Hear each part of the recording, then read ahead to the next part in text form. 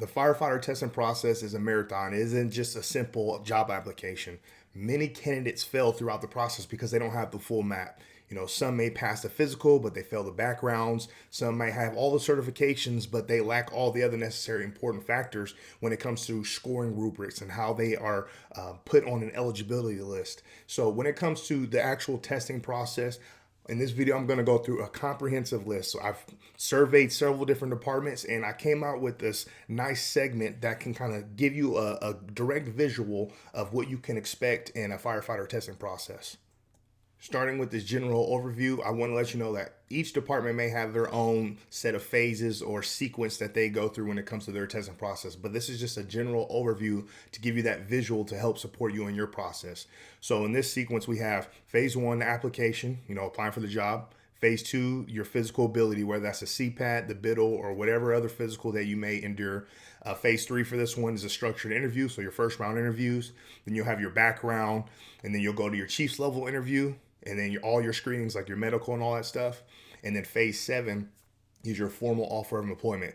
Like I said, all this stuff can just be rearranged for your particular fire department. You got to do your research, but this is just a general overview of what we're going to cover in this video.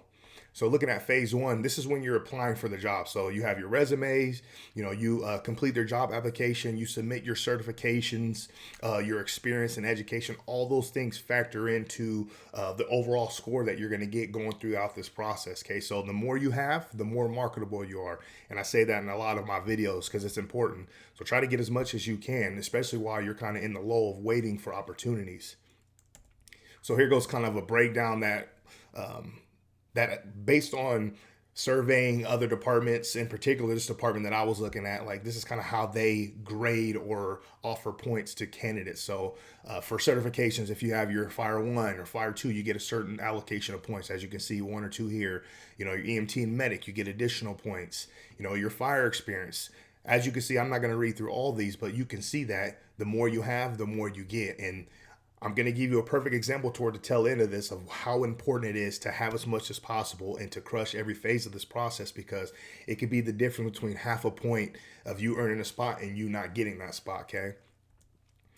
So for your particular fire department, maybe they have they're taking the top 150 or they're only taking the top 5 or top 10, whatever the case is. Just generally speaking, they're going to take the top, we'll say, for instance, 60. So you have a funnel. They're going to funnel you just based off of the application. Did you submit a faulty resume? Are you lacking certain certifications that they're looking for, like the EMT or whatever the case is? They're going to start weeding out people. And then this is when you start kind of rising closer to the top, or the cream of the crop, as we say.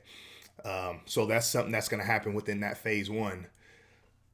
Phase two, it can be any physical you endure. Like I said, it could be the CPAT, it can be the PAT or the BIDL test or whatever other physical test that they have administered throughout their testing process to evaluate their candidates. You're going to endure that, Kane. Typically, this is a pass-fail. It's either you pass it or you don't. Point-wise, some departments could allocate points depending on the score you get, but typically they just want to see that you can do the job when it comes to the minimum physical qualification. Phase three, so this will be like your first round interviews. It can vary depending on the department, but generally speaking, they're going to ask questions of like your preparation or who you are or why are you pursuing fire. So they're looking at your communication skills, your problem solving, professionalism.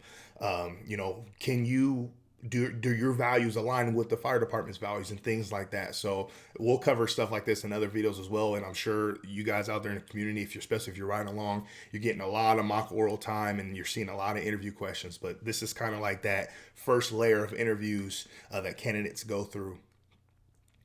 So looking at this in particular, this is how they graded their candidates. So it's 1 through 5. And obviously a 1 would be, incomplete, correct, little to no understanding of the question, the department, or the culture. And then all the way to 5, which is exceptional, comprehensive, insightful, advanced understanding, provides examples. So if you're being coached by a mentor, like the candidates that come through my program, one thing I teach them is, you really want to have your stories. You want to have your traits, because it's not just about answering the question. You have to provide, direct examples of how your experiences relate to the fire service and how it relates to the question. So that's what's going to move you from this poor side, and it's going to bring you over here to this 5 Let me make sure this is working. Yeah, it's going to bring you over here to the 5, because the further you are to the good side, the higher your odds of getting the spot. Okay, and the candidates that are actually putting in the work for these interviews are the ones that tend to get the spots. Okay, doesn't mean that there's certain people that squeak through the cracks. That happens. Okay, but generally speaking, you want to make sure that you are absolutely dialed in, prepared for the day your interview presents itself.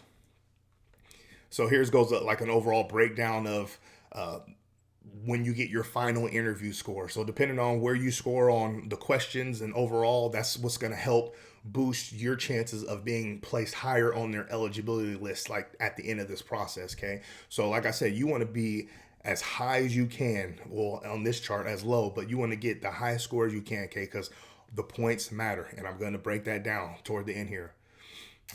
So they're talking about how when you take, remember I just said eligibility list, when you take the scores leading up to this point of the testing process, so this phase after the interview, they're going to take the application, all the points you got towards that, and they're going to take the actual interview points. They're going to combine them, and you're going to have a total ranking score. So that's when they're going to start their list, if you will. So when I was going through the Tucson Fire Department test, I think it was after their CPAT in the first round, we were already ranked. So I was ranked number 9, and it was a lot of people that ended up testing from the beginning, from the application to the written on that one.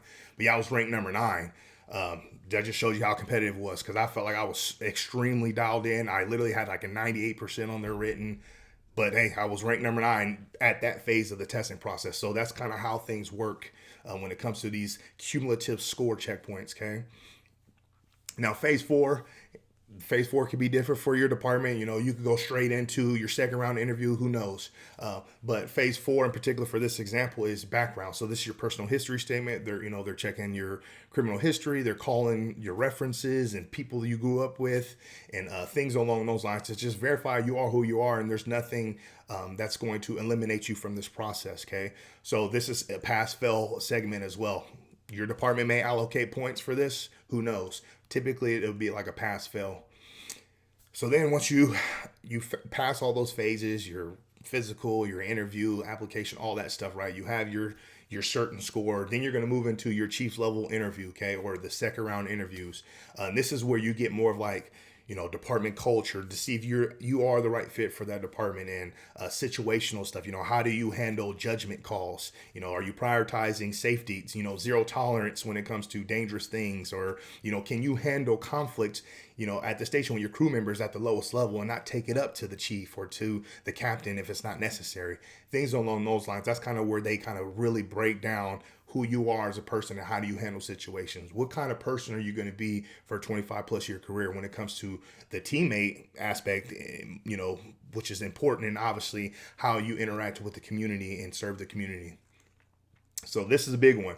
As you can see, the interview is something that comes up multiple times in the process. So it's paramount that you are doing your due diligence and you are preparing properly leading up to your opportunity. Don't just wait till you actually have the opportunity. You should already be practicing and getting your stories right and your traits, negatives and positive, all of those things. You need to know how to answer these questions, developing your interview method or utilizing an interview method that you've heard, okay? You have to make sure you are dialed in leading up to this opportunity.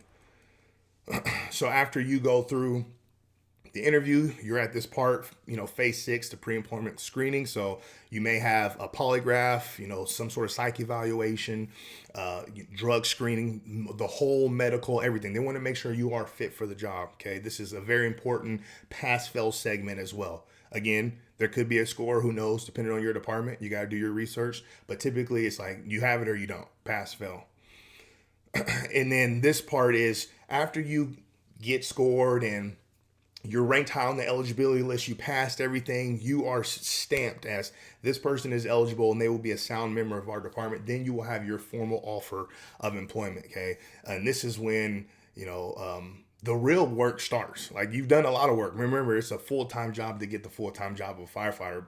You've done a lot of work to get to this point, but this is when the real work starts. And when you get that, formal offer of employment and you're going into the fire academy, grinding through the fire academy and then pushing out into your probationary time and then pushing out to being a senior firefighter and then into your career, okay? But generally speaking, this is the process. And I want to go back to this overview so you can see it. It seems simple and straight to the point from, phase 1 to phase 7, but it really is a marathon. I mean, this can take a year plus. It can be 3 months. The department may have needs right now, so they're just busting it through, especially with AI nowadays. And they're doing this whole, Spark Hire interviews or NTN recording your interviews and you're submitting it. Like there's a lot of different avenues that departments are utilizing to start filtering their candidates, and it's streamlining that process, giving them a bigger pool to pull from. All in all, just have this visual and know that these are the steps that you're going to have to endure, whether it's in this sequence, in this exact order, or if, it's different and it varies. It doesn't matter. You just know that this is what you're going to experience, okay? I know it can be overwhelming, but you have help, okay? You have resources. You get out there and rub shoulders and work with firefighters and get a mentor. Utilize my resources if you need be. You can check the description of any of my videos. You can come to my video, come down here. If you take this quick survey, you can get 25% off tier 1 of our program, and then you can join our program here. Let me go ahead and click this, see if it pops up here. Yeah, so you have options there, okay? If you need extra help, you need some resources, they're there for you, okay? We go in the depth, taking you step by step through the entire process, okay? All in all, I really wanted you to see what the actual process entailed, okay? It's very extensive. It's for a reason. It isn't a sprint. It's a marathon. It's not just about an application or I have my EMT, so I'm good to go. That's not what it's about. There's a lot of steps that take place, and you got to make sure you are honed in at each and every phase, okay? You have to make sure that when the day presents itself and you're eligible to test, you have everything, all your certifications, you've been practicing your mock orals, you stayed in shape, your nutrition's right, you're sleeping right, you've been networking, working with firefighters. Hopefully you have a mentor, you're 100% dialed in and ready. And then when you get that email or that phone call like, hey, we want you to come take this test or whatever the case is, you're 100% ready to go crush it, okay? So you can get that phone call saying, hey, we love to offer you a job. We're excited about you. That's when the game changes. And like I said, the real work starts for sure. But at that point, it's fun. You made it. You got the golden ticket. Those phone calls that I've had from my mentees when they got their phone calls for their jobs, I mean, talk about a highlight. That is a highlight of a lifetime, okay? All in all, this is the process, okay? So if you need help, the resources are there. Leave a comment if you have any questions. I just wanted to show you guys this. Good luck, future firefighter.